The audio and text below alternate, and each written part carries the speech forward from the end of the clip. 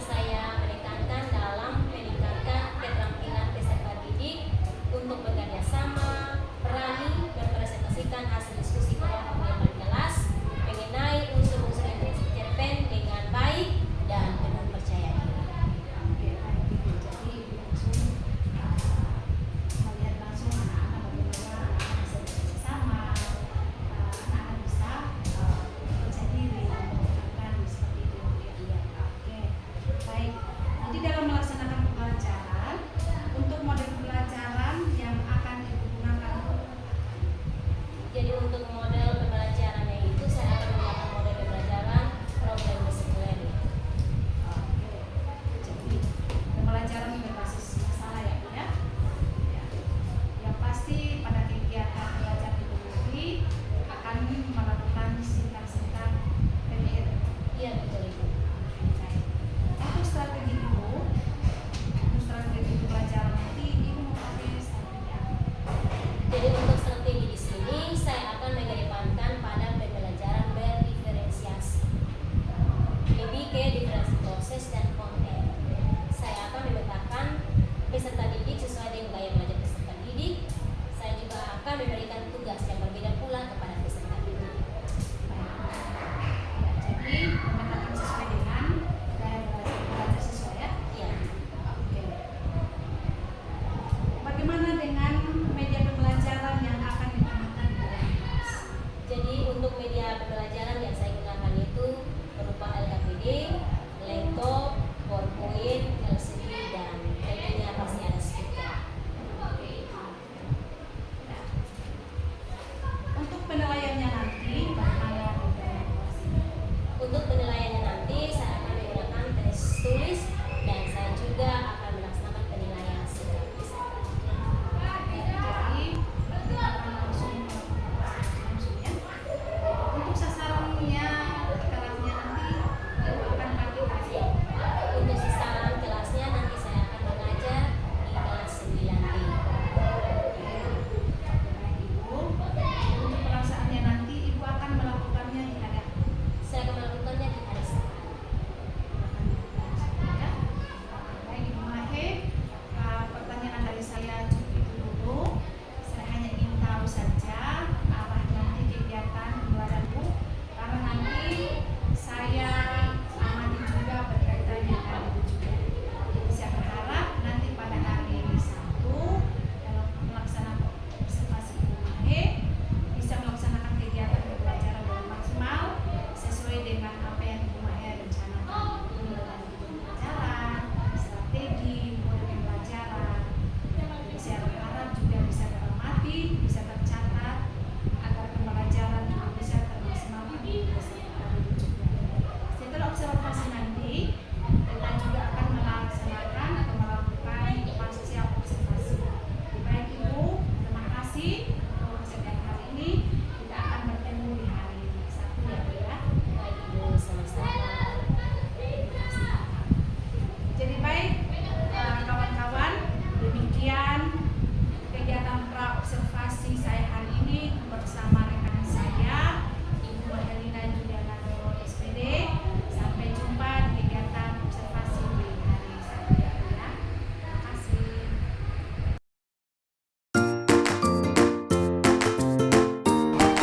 Selamat pagi untuk kita semua. Baik, hari ini saya akan melakukan observasi terhadap Ibu Mahelina Jedo SPD. Oleh karena itu, apakah Ibu Mahe siap? Siap. Baik Ibu Mahe. Oleh karena itu, mari kita lakukan observasi. Terima kasih Ibu Mahe. Sama-sama. Selamat pagi anak-anak. Baik, apa kabarnya hari ini? Baik. Sehat? Sehat. Siap belajar? Siap. Baik, kalau begitu, sebelum kita memulai segala rangkaian kegiatan kita pada pagi hari ini, sebelumnya kita mengawalinya dengan doa. Untuk itu, saya memohon salah satu siswa untuk memimpin kita dalam doa. Siapa yang mau memimpin doa? Mari kita semua berdoa menurut agama dan kepercayaan kita masing-masing. Berdoa mulai. Ya Bapa, puji dan syukur kami haturkan kehadirat-Mu atas segala berkat perlindungan kita. sehingga kami boleh tiba di lembaga ini dalam keadaan sehat dan selamat. Ya Bapa, sebentar lagi kami akan memulai aktivitas belajar kami, tetapi kami mohon semoga Engkau menuntun menyertai kami agar aktivitas kami dari awal, pertengahan hingga mulai berakhirnya dengan baik. Ya Bapa, inilah menjadi doa dan harapan kami, ampunilah segala dosa dan kesalahan kami, namun kami puji kini dan sepanjang masa. Amin. Ya baik, terima kasih. Kita berikan tepuk tangan dulu. Absen dulu ya. Agatha, Hadir Bu. Agleria, Hadir Bu. Alisa. Hadir Bu. Ya, kita berikan tepuk tangan dulu. Kami mulainya dengan ice breaking ya. Tepuk fokus ya. Tepuk fokus.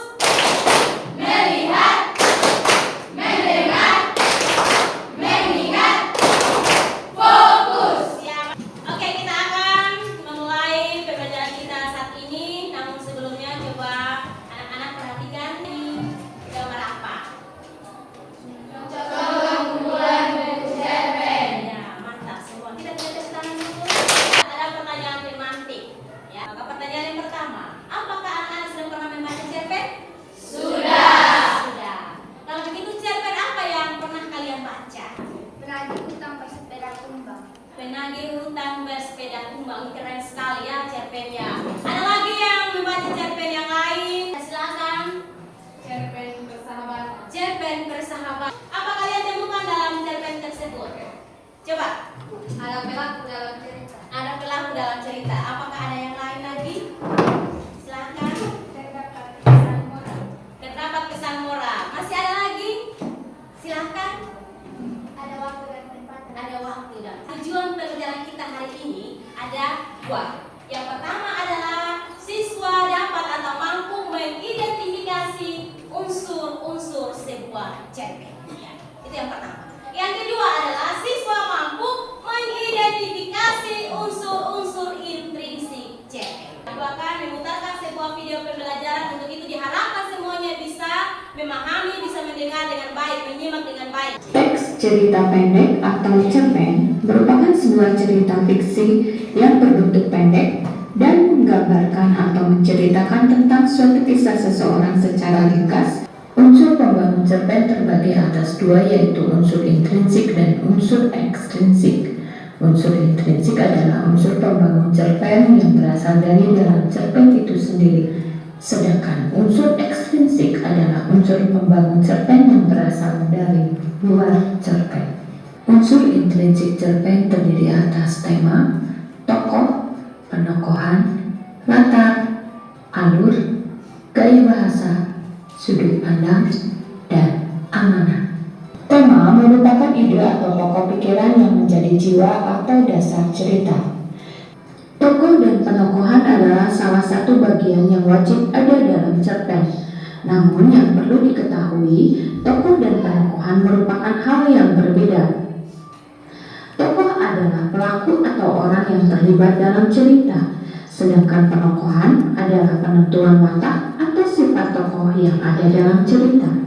Alur adalah rangkaian cerita yang dibentuk oleh tahapan-tahapan peristiwa sehingga menjalin suatu cerita yang dihadirkan oleh para pelaku dalam suatu cerita. Sebuah cerita akan senantiasa berlangsung pada ruang, waktu, suasana. Latar ruang adalah tempat tokoh mengalami kejadian atau peristiwa dalam cerita. Dapat berupa tempat tinggal, desa, kota, atau wilayah yang lebih luas. Latar waktu adalah waktu kejadian yang dialami tokoh dalam cerita. Dapat berupa peristiwa yang sedang atau telah terjadi, siang, malam, bulan, tahun, atau lamanya cerita berlangsung. Latar suasana adalah situasi atau kondisi yang dialami tokoh dalam cerita.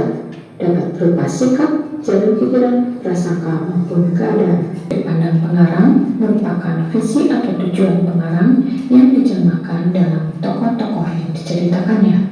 Jika sobat pintar perhatikan, pada kutipan cerpen tersebut ada dua tokoh di dalamnya, yaitu Aku dan Erika. Pada teknik ini, tokoh Aku hadir tidak dalam peran utama, melainkan peran pendukung. Kehadiran tokoh Aku dalam cerita berfungsi untuk memberikan penjelasan tentang cerita kepada pembaca. Sementara tokoh utama yaitu Erika dibiarkan untuk menceritakan dirinya sendiri lengkap dengan dinamika yang terjadi. Dengan kata lain, tokoh aku pada teknik ini hanya sebagai saksi dari rangkaian peristiwa yang dialami tokoh utama. Dalam kutipan ini, penulis menggunakan sudut pandang orang pertama tokoh sampingan. Sekarang perhatikan kutipan cerpen berikut. Terdapat tokoh Naomi, ayah, dan ibu yang termasuk orang ketiga. Pada cerita ini, penulis menceritakan apa saja terkait tokoh Naomi. Penulis seakan tahu benar tentang watak, pikiran, perasaan, kejadian, bahkan latar belakang yang mendalami kejadian. Penulis seperti seorang yang maha tahu tentang tokoh yang sedang diceritakannya. Nah, pada cerita ini, penulis menggunakan sudut pandang orang ketiga serba tahu. Amanat merupakan ajaran moral atau pesan didaktis yang hendak disampaikan oleh pengarang kepada pembaca melalui karyanya. Amanat dibagi menjadi dua, yaitu amanat tersurat dan amanat tersirat. Amanat tersurat adalah amanat atau pesan yang secara jelas atau eksplisit dijabarkan melalui kata-kata dalam sebuah tulisan. Amanat tersirat yaitu amanat atau pesan yang dengan sengaja tidak dijabarkan secara tertulis dalam sebuah karya atau bersifat implisit tersembunyi. Demikianlah video pembelajaran kita hari ini tentang unsur-unsur intrinsik dalam sebuah cerpen. Perlu diketahui bahwa cerpen itu merupakan salah satu bentuk prosa, ya, merupakan salah satu bentuk prosa atau karya sastra fiksi, ya, yang dimana di dalamnya itu berisi tentang sebuah cerita. Ya, nah, untuk itu pengertian dari cerpen seperti yang tadi kalian sudah dengarkan, saksikan lewat video tadi bahwa cerpen itu merupakan sebuah prosa naratif, ya, atau cerita fiksi yang dimana kurang dari 10.000 kata yang memusatkan cerita pada satu tokoh dalam satu situasi. Oleh karena itu, unsur-unsur cerpen itu terdiri dari dua, yaitu unsur intrinsik dan ada unsur ekstrinsik. Nah, yang perlu kita belajar saat ini adalah tentang unsur intrinsik. Apa itu unsur intrinsik? Unsur intrinsik itu adalah unsur yang terdapat di dalam cerpen itu sendiri. Jadi dia terkandung di dalam itu cerita. Nah, ada apa-apa saja? Yang pertama itu ada tema. Tema itu adalah gagasan utama atau inti dari sebuah cerita. Ya, begitu. Lalu ada apa lagi? Ada tokoh. Nah, tokoh itu pemeran dalam cerita dibagi atas 4, yaitu ada protagonis. Tokoh protagonis itu tokoh utama, yang dimana dia punya sifat itu adalah baik, ya. Kalau tokoh antagonis berarti tokoh yang menentang tokoh protagonis, ya. Tokoh yang lawan tokoh protagonis, di mana sifatnya itu jahat, ya, begitu. Lalu ada juga tritagonis, ya. Tritagonis itu tokoh pendengar, yang dimana dia punya sifat itu bijaksana, arif. Yang berikut ada penokohan. Jadi kalau ada tokoh pasti ada dia punya sifat dan karakter masing-masing tokoh, ya, begitu. Lalu ada juga latar. Nah, latar ini terbagi atas 3, latar tempat, latar waktu, dan latar suasana. Tempat itu mengacu pada lokasi terjadinya sebuah cerita. Waktu itu berhubungan dengan masalah kapan, ya, menunjukkan tentang waktu, mungkin pagi, siang, sore, ya, dan lain sebagainya. Lalu latar suasana, ya, keadaan yang terjadi pada saat itu, ya. Ya, alur itu jalannya cerita, dimulai dari awal sampai dengan akhir. Tadi kalian sudah nonton di video pembelajaran. Jadi ada 3 alur, ya, alur maju, alur mundur, dan ada alur campuran. Nah, untuk alur ini adalah tahap rangkaian cerita. Biasanya dimulai dari pengenalan, ya. Setelah itu pemunculan konflik, ada klimaks, puncak cerita, anti klimaks itu adalah melemahnya sebuah cerita. Lalu yang terakhir adalah penyelesaian. Nah, kalau di cerita dari awal sampai akhir, berarti dia menggunakan alur apa? Maju. Tapi kalau dia dari akhir baru ke awal, berarti dia menggunakan alur mundur. Ya, begitu.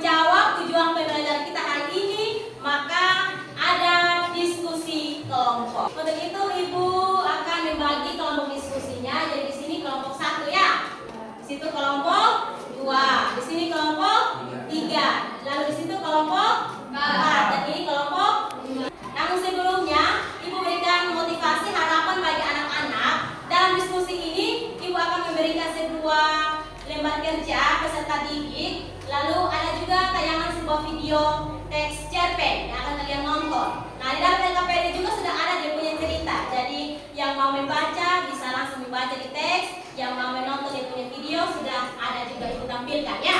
Nah, oleh karena itu Ibu akan membagikan LKPD sebelum Ibu putarkan dia punya video. Jadi harapannya sebentar Ibu putar video itu, Ibu mohon anak-anak bisa menyaksikan videonya dengan baik, mendengar ya, supaya bisa memahami, dan tugas yang akan kalian kerjakan itu bisa kerjakan dengan baik, dengan seksama, sehingga mendapatkan sebuah hasil yang baik. Bisa? Bisa. Kalau begitu sekarang Ibu bagi LKPD-nya ya, bagi tiap-tiap kelompok. Setelah itu baru Ibu putarkan dia punya video. Jelas ya? Ya.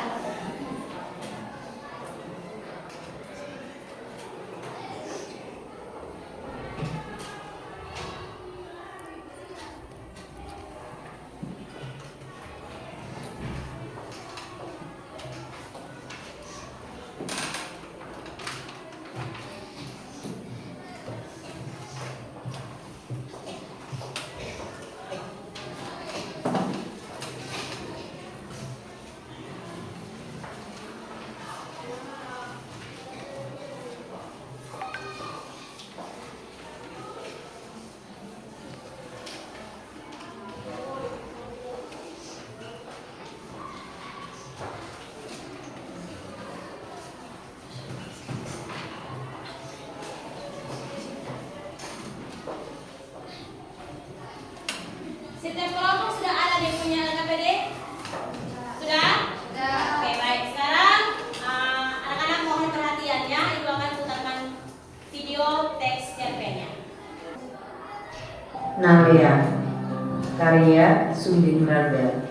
Tidurlah Nalia, esok kita abadi. Gadis kecil itu memucat, bibirnya membiru karena dingin. Hujan belum juga reda sejak sore tadi. Jalanan basah dan sebagiannya menampakkan genangan pekat, seperti menandakan begitu kelamnya kehidupan di kota ini. Ini pakai jaket, kata ayahnya. Lelaki itu menyentuh kening Nalia dan memang terasa hangat. Sepertinya kamu masuk angin. Mereka sedang berteduh di etalase toko.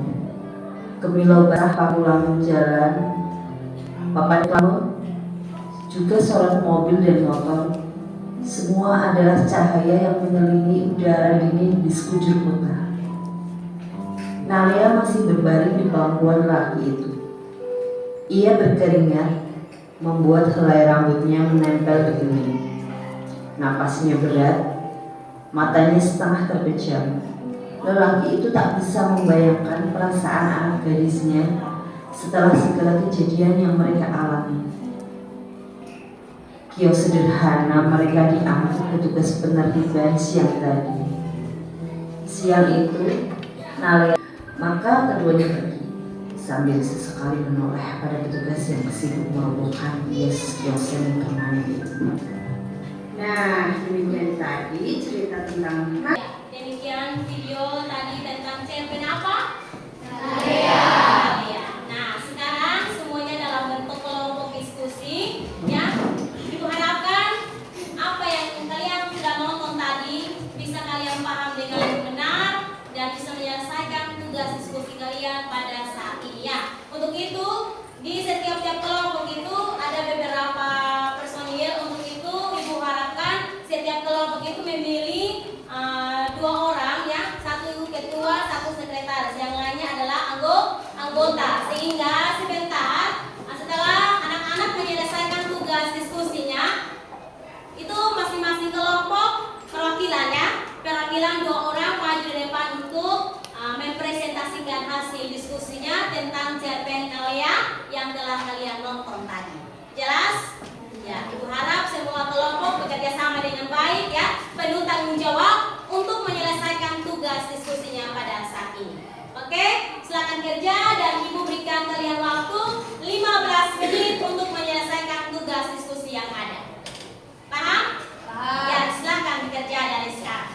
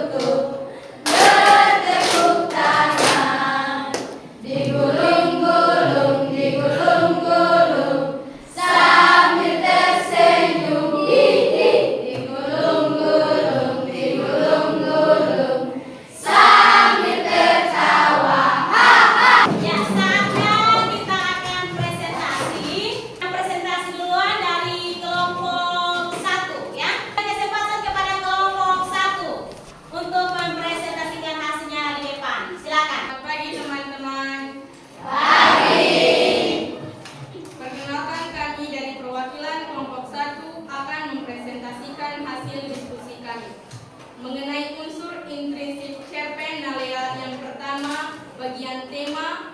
Untuk itu hasilnya akan disampaikan oleh teman saya. Tema yang terdapat dalam cerita cerpen tersebut adalah kisah hidup seorang gadis kecil yang tidak menyentuh dan sangat menyedihkan dalam kehidupannya. Terima kasih. Kelompok 4 dipersilakan untuk menyampaikan hasil diskusinya.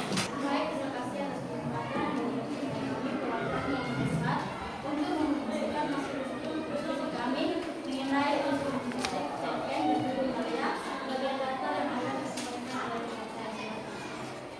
Baik, saya akan membaca hasil diskusi kami kelompok 4 mengenai unsur intrinsik cerpen Nalea bagian latar.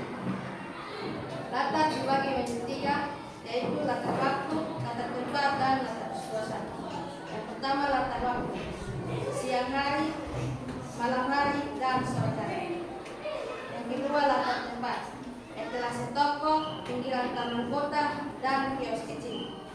Yang ketiga, latar suasana, gelap. Ya, baik. Ada pertanyaan? Ada tanggapan?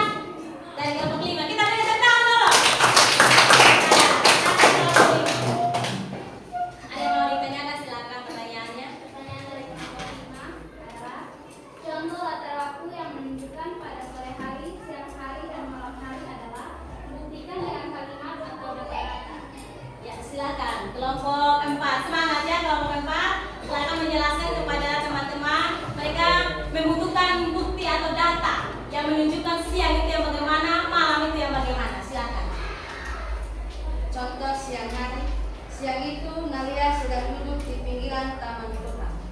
Contoh sore hari, hujan belum juga reda sejak sore tadi. Contoh malam hari, mereka sedang berteduh di etalase toko, pemilu basah lampu-lampu jalan. Jelas? Kita beri tepuk tangan. Duduk. Duduk kelompok 4 ya. Jadi ternyata apa yang mereka sampaikan itu benar tidak? Benar. Jadi ada yang punya bukti ya, bahwa bukan hanya kita menjelaskan bahwa cerpen itu ada di punya latar, tetapi membuktikan dengan sebuah alasan-alasan yang menunjukkan bahwa benar latar malam itu, bahwa ternyata tinggi luasa lampu-lampu jalan, papan reklame. Nah, lampu-lampu jalan berarti lampu menyala pada malam hari. Jadi itu menunjukkan latar waktu pada malam hari. Sekali lagi kita berikan tepuk tangan. Terima kasih banyak anak-anak yang sudah menjalankan diskusinya untuk mengidentifikasi unsur-unsur intrinsik dalam cerpen Nalea. Semuanya bagus. Kita berikan tepuk tangan dulu. Baik. Jadi secara garis besar intinya bahwa ini bisa menarik sebuah kesimpulan tentang cerpen yang tadi. Jadi ada beberapa unsur intrinsik yang di dalam. Yang pertama itu tema, ya. Temanya itu bisa kita menjelaskan bahwa tentang ketidakpastian hidup. Di situ Nalea itu dia punya hidup itu tidak menentu ya. Seperti yang tadi disampaikan oleh kelompok 1 ya. Jadi ketidakpastian hidup ya. Lalu ada tokohnya. Tokohnya ada 3. Ada Nalea, ada siapa lagi? Ayah. Ada juga siapa lagi? Satpol. Ya. Nah, kalau begitu apa sifat karakter dari 3 tokoh tersebut? Nalea pasti orangnya bagaimana? Baik. Ya, bisa juga dia tegar karena dia menghadapi begitu kelamnya hidup, tetapi dia masih ceria, dia masih tegar ya. Nah, itu merupakan salah satu sikap dari si Nalea. Ayahnya kemana? Baik. Juga pelindung ya. Dia selalu melindungi dia punya anak yang nama Nalea. Ya, berani ya begitu. Kalau Satpol sifatnya apa? Angkuh ya, kasar ya, tidak peduli dengan kehidupan orang lain, tidak punya nilai estetik ya, rasa empati dan rasa simpati ya begitu. Maka mari kita menyimpulkan pembelajaran kita hari ini mengenai unsur-unsur intrinsik cerpen ya. Nah, sekali lagi bahwa hari ini kita belajar tentang cerpen, cerita pendek, merupakan salah satu bentuk prosa ya, yang dimana dalam cerita itu kurang lebih dari 10.000 kata. Lalu di dalamnya itu ada unsur-unsur pembangunnya, terdiri dari 2. Yang pertama unsur apa? Intrinsik. Yang kedua unsur apa? Ekstrinsik. Nah, yang kita belajar hari ini adalah tentang unsur intrinsik. Nah, unsur intrinsik itu unsur yang terdapat di dalam karya sastra itu sendiri ya, dimana dia dibangun atas beberapa komponen ya, atau unsur-unsur yang dimana terdiri dari yang pertama apa? Tema. Yang kedua tokoh. Yang ketiga pedokohan. Yang keempat latar. Yang kelima alur. Yang keenam sudut pandang. Dan yang terakhir adalah dari diskusi tadi ternyata semua kelompok itu bagus. Tapi yang lebih menonjol yang mau Ibu sampaikan di sini, Ibu memberikan sebuah motivasi penghargaan bagi 2 kelompok ya. Yang pertama kelompok yang lebih cepat menyelesaikan diskusinya. Kelompok 5 kita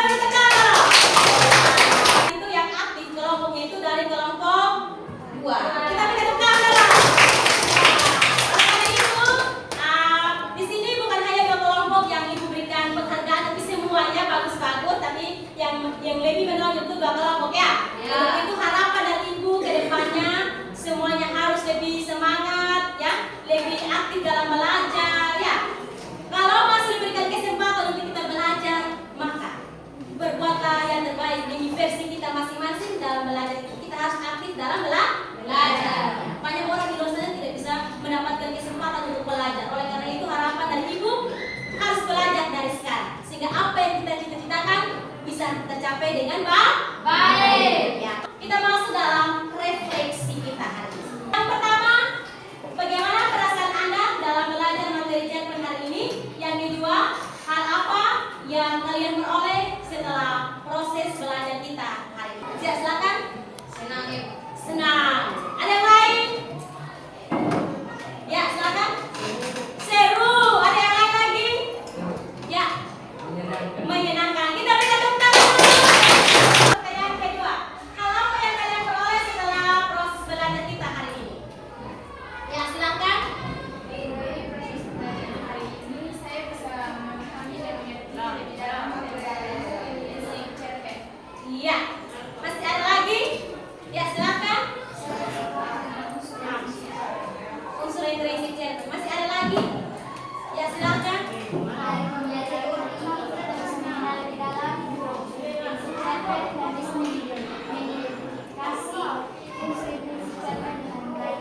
Kita asli satu kali ya. Yaitu tepuk kelas. Tepuk kelas. Love kecil. Love sedang. Love besar. Love cukup. Untuk pertemuan selanjutnya, kita akan masuk dalam bagian yang kedua dari unsur pembangun teks cerpen hari ini, yaitu yang kedua adalah unsur ekstrim. Doa penutup. Untuk itu yang mewakili atau memimpin kita dalam doa tutup ini siapa? Ya, silakan. Mari kita segera berdoa menurut agama dan ajaran kita masing-masing. Berdoa mulai. Tuhan Yesus, terima kasih atas makanan dan kemenangan-Mu. Kami anak-anak-Mu telah menyelesaikan aktivitas belajar dengan kami dengan baik. Bapa, telah menjadi doa dan permohonan kami, ampunilah segala dosa dan kesalahan kami, kami melayani nama Yesus Kristus, Haleluya. Ya, baik. Terima kasih. Kita berikan tepuk tangan untuk teman kita dulu. Atas perhatian kita semua, kerjasama yang baik, Ibu ucapkan terima kasih dan selamat pagi untuk kita semua. Sampai jumpa. Sampai jumpa lagi ya.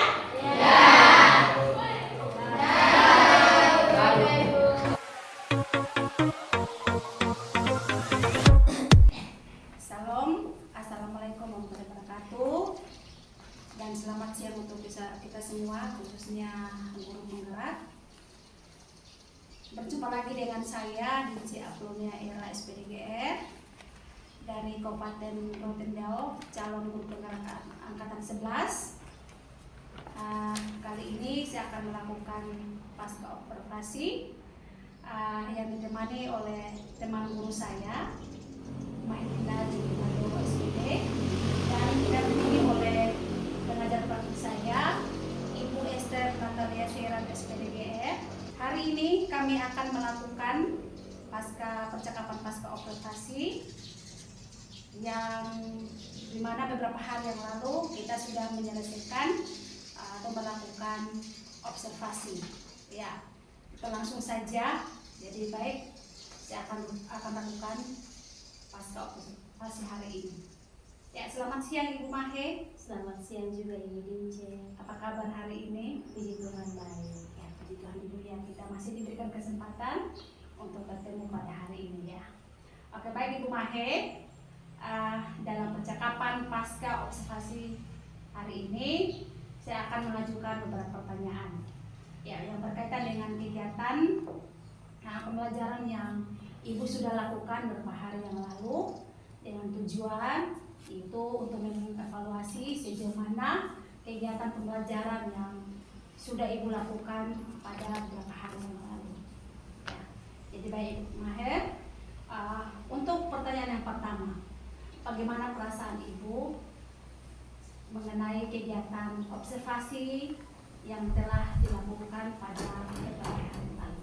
Baik, jadi untuk mengenai perasaan yang saya rasakan tentu pasti senang ya, karena kegiatan observasi yang telah saya lakukan sudah berjalan dengan baik Dan juga saya bersyukur sekali karena ini merupakan salah satu momen yang paling mengesankan bagi saya karena saya sudah melakukan observasi yang kedua kalinya dengan Ibu Guru CGP. Oke, baik Ibu Mahe.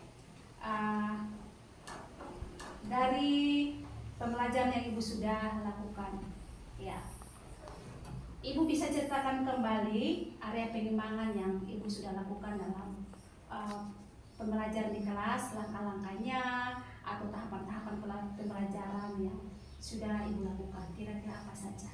Baik, jadi untuk mengenai area pengembangan yang telah saya lakukan di kelas itu berdasarkan penilaian pengetahuan dan keterampilan, lalu tahap-tahap yang telah saya lakukan dalam kegiatan pembelajaran itu dimulai dari tahap awal, kegiatan inti dan sampai pada kegiatan evaluasi, semuanya telah berjalan dengan baik sesuai dengan model pembelajaran yang saya pergunakan, yaitu model pembelajaran dan diferensiasi dengan metode PBL. Oke, baik Ibu Mahe. Nah, dari semua pembelajaran yang Ibu sudah ceritakan tadi, dari area pengembangan yang Ibu sudah lakukan, kira-kira apa yang sudah baik? Itu semuanya sudah berjalan dengan baik sesuai dengan metode dan strategi yang telah saya lakukan sesuai dengan sintak pembelajaran yang ada. Oke, baik Ibu.